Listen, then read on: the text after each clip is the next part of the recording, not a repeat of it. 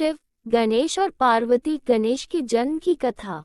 सद्गुरु कहानी सुना रहे हैं कि किस तरह शिव ने गणेश का सिर काट दिया और बता रहे हैं कि लोकप्रिय धारणा के विपरीत उनके सिर के बदले हाथी का नहीं, बल्कि शिव के विचित्र साथियों, जिन्हें गण के नाम से जाना जाता था, उनके सरदार का सिर लगाया गया था। गणेश जी की कथा। सद्गुरु शिव एक तरह के घूमते फिरते रहने वाले पति थे। वह लगातार कई सालों तक घूमते रहते थे। वे कहीं भी चले जाते थे। उन दिनों कोई सेल फोन और ईमेल नहीं हुआ करते थे, इसलिए जब वह जाते थे तो पार्वती का उनके कोई संपर्क नहीं रहता था और वह काफी अकेलापन महसूस करती थी। साथ ही शिव की प्रकृति को देखते हुए उन्हें मानव मूल का नहीं, यक्ष स्वरूपी माना जाता था, इसलिए पार्वती उनके बच्चे को जन्म नहीं दे सकती थी। तो अपने अकेलेपन और इच्छा के कारण और मातृत्व भाव की वजह से उन्होंने एक शिशु को बनाने और उसमें प्राण फूंकने का फैसला किया। उन्होंने अपनी एक चीज ली, अपने शरीर पर लगे चंदन के लेप को तेल के साथ मिलाकर एक शिशु का रूप दिया और उसमें जीवन डाल दिया। ये भले ही दूर की कौड़ी लगे, लेकिन आजकल विज्ञान में भी इस तरह की चर्चा होती है। अगर कोई आपसे एक एपिथेलियल सेल ले ले तो किसी दिन हम उससे आपका कुछ बना सकते हैं। पार्वती ने उसमें प्राण फूंक दिए और एक बच्चे ने जन्म ले लिया। शिव ने गणेश का सिर क्यों काटा? कुछ साल बाद, जब वह लड़का करीब 10 साल का था, तब शिव अपने गणों के साथ लौटे। पार्वती स्नान कर रही थी और उन्होंने उस छोटे बच्चे से कहा, ध्यान रखना कि कोई इस तरफ न आने पाए। लड़के ने कभी शिव को देखा नहीं था, तो जब वह आए, लड़के ने उन्हें रोक दिया। शिव दूसरे ही मूड में थे, रुकने के लिए तैयार नहीं थे, तो उन्होंने अपनी तलवार निकाली और लड़के का सिर काट दिया। फिर पार्वती के पास आए।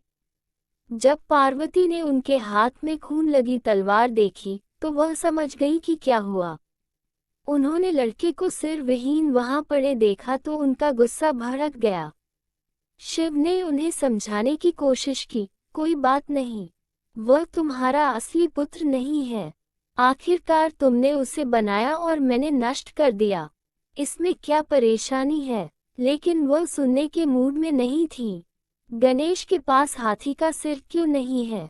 बात को सुझाने के लिए शिव ने अपने एक गण का सिर लिया और लड़के की धड़ पर लगा दिया।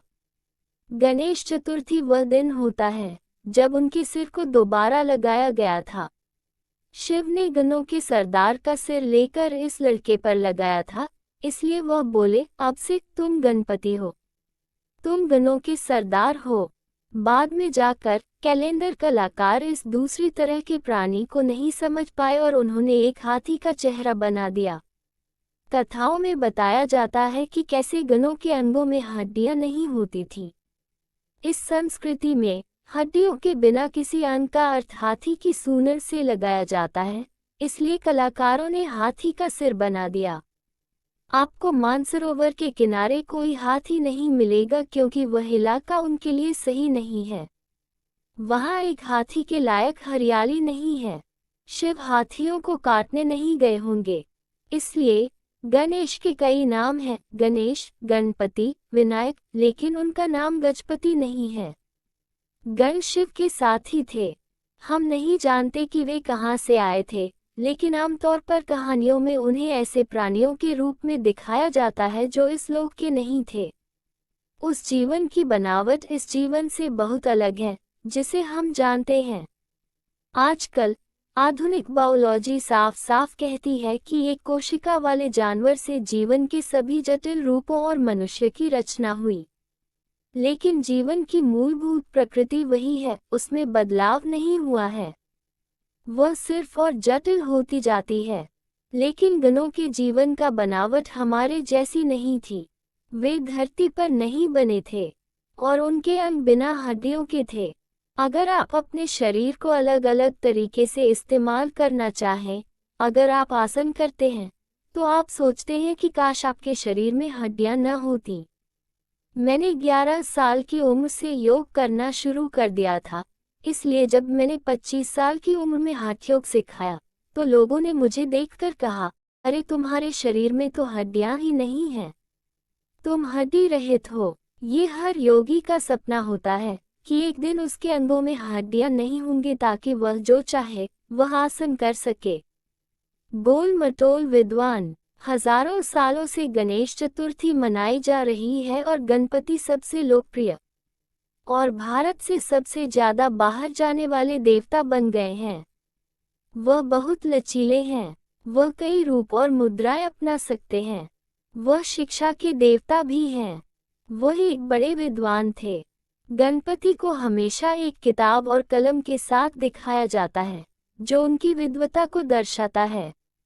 उनकी विद्वता और बुद्धि आम इंसानों की क्षमता से परे थी और उन्हें भोजन बहुत पसंद था। आमतौर पर अगर किसी को विद्वान दिखना है तो वह दुबला पतला होना पसंद करता है, लेकिन ये खाते पीते गोल-मटोल विद्वान थे। इस दिन आमतौर पर लोग मानते हैं कि आपको बस अच्छा खाना चाहिए। लोगों ने सिर्फ उनका मोटा पेट देखा, लेकिन नए सिर में उससे बड़े दिमाग को नज़रअंदाज कर दिया। वह सबसे महत्वपूर्ण है। उनका पेट बाद में मोटा हुआ।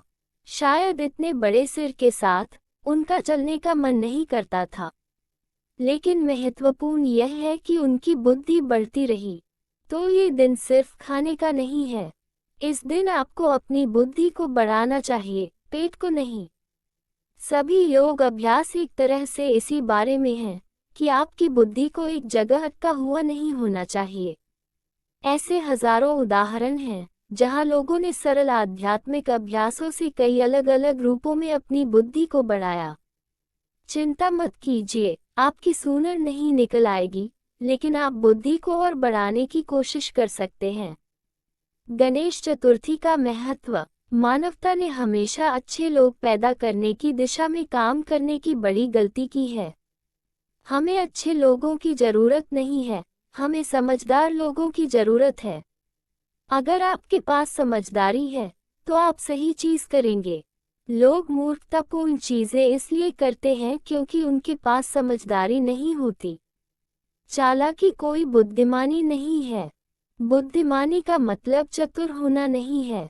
अगर आप वाकई बुद्धिमान हैं तो आप 100% अस्तित्व के तालमेल में होंगे, क्योंकि बुद्धिमान होने का कोई दूसरा तरीका नहीं है। बुद्धिमानी का चिन्ह यह है कि आप अपने आसपास की हर चीज के साथ पूरी तरह तालमेल में हैं। आप अपने अंदर और बाहर कम से कम विचलन के साथ जीवन जी रहे हैं। गणेश चतुर्थी कम से कम अपनी बुद्धिमानी को बढ़ाने की कोशिश शुरू करने का दिन है। अगर आप सुबह में आसन करते हुए बिना हड्डियों के हाथ पैरों के लिए मेहनत करें तो ऐसा हो सकता है।